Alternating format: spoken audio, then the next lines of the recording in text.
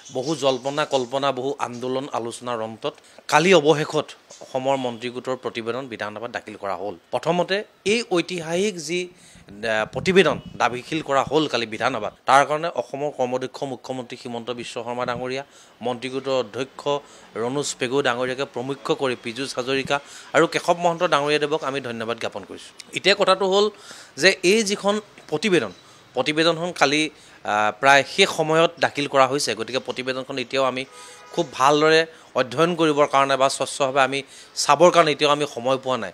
কিন্তু যিখিনি আমি দেখিছোঁ প্ৰতিবেদনখনত দেখাৰ পিছত আমাৰ অনুভৱ হৈছে যে জনজাতীয় অন্তৰ্ভুক্ত হৈ থকা যিসকল ভাই ককাই আৰু বৰ্তমান জনজাতি অন্তৰ্ভুক্ত হ'ব খোজা, তালিকাভুক্ত হ'ব খোজা যিসকল আমি জনজাতি হ'ব বিচাৰিছোঁ, এইসকলৰ মাজত যাতে কোনো ধৰণৰ সংঘাত সংঘৰ্ষ নোহোৱাকৈ, কাৰো অধিকাৰ খৰ্ব নোহোৱাকৈ এখন দলিল প্ৰস্তুত কৰাৰ প্ৰয়াস কৰা আমি দেখিবলৈ পাইছোঁ। গতিকে এই দলিলখন খালি প্ৰতিবেদনখন প্ৰস্তুত কৰি ইয়াতেই খালি সামৰণি মাৰিলে কিন্তু নহ'ব। এতিয়া অসম চৰকাৰৰ প্ৰতি, কেন্দ্ৰীয় চৰকাৰৰ প্ৰতি আমাৰ এটা দাবী স্পষ্ট থাকিব যে যি ধৰণে আমি আগতেও দাবী জনাই আছিলোঁ, এতিয়াও আমি দাবী থাকিব যে বৰ্তমান এই বিষয়বিলাক আলোচনা বিলোচনাৰ মাজেৰে সমাধান কৰি অতি শীঘ্ৰেই যাতে এই প্ৰতিবেদনখন আইনত পৰিণত কৰা হয় আৰু অসমত তালিকাভুক্ত হ'ব খোজা জনজাতিসকলে যাতে এই অধিকাৰসমূহ, সংবিধানে প্ৰদান কৰা অধিকাৰসমূহ যাতে ভোগ কৰাৰ এক সুবিধা লাভ কৰে, তাৰ কাৰণে আমি অসম চৰকাৰক আহ্বান জনাইছোঁ। নহয়, আপুনি চাওক যে ভাৰতীয় সংবিধানৰ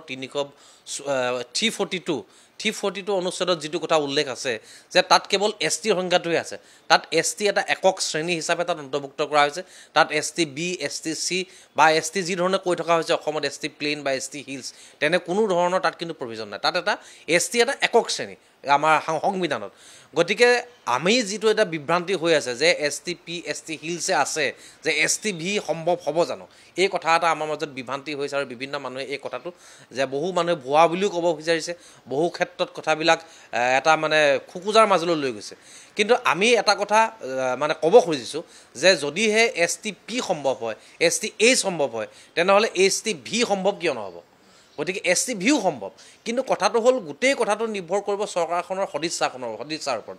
যদি অসমৰ মুখ্যমন্ত্ৰী হিমন্ত বিশ্ব শৰ্মা ডাঙৰীয়া আৰু কেন্দ্ৰীয় চৰকাৰে যদি পদক্ষেপ গ্ৰহণ কৰে যে অসমত বসবাস কৰা এই মানুহবিলাক ST Vয়ে হওক বা যি ধৰণে তেওঁলোকে দিব খোজে, এই ধৰণে দিব পৰা সম্পূৰ্ণ অধিকাৰ কিন্তু তেওঁলোকৰ আছে। গতিকে আমি অসম চৰকাৰ, কেন্দ্ৰীয় চৰকাৰক এটা কথা দাবী জনাব বিচাৰিছোঁ যে সেই জনজাতিসকলৰ অধিকাৰ খৰ্ব নোহোৱাকৈ আৰু আমিও আমাৰ অধিকাৰ লাভ কৰিব পৰাকৈ এটা সমাধানৰ পথ উলিয়াই যাতে অসমৰ ভূমিত আমি অনাদি অনন্ত কাললৈকে যাতে ভাই ভনীৰ দৰে এক সমিলমিল পৰিৱেশত জীয়াই থাকিব পৰা পৰিৱেশ কৰি আমি স্বভূমিত নিজৰ মাটিৰ অধিকাৰ, আজি পূৰ্বপুৰুষসকলে শাসন কৰি যোৱা এই স্বভূমিত নিজৰ ৰাজনৈতিক অধিকাৰ আৰু প্ৰাকৃতিক সম্পদৰ ওপৰত যাতে অধিকাৰ লাভ কৰি আমি যাতে খুব সুন্দৰকৈ যাতে অসমৰ ভূমিত নিজৰ স্বাভিমান লৈ জীয়াই থাকিব পাৰোঁ, তাৰ এক পৰিৱেশ গঢ়ি তুলিবৰ কাৰণে আমি অসমৰ মুখ্যমন্ত্ৰীক আহ্বান জনাইছোঁ।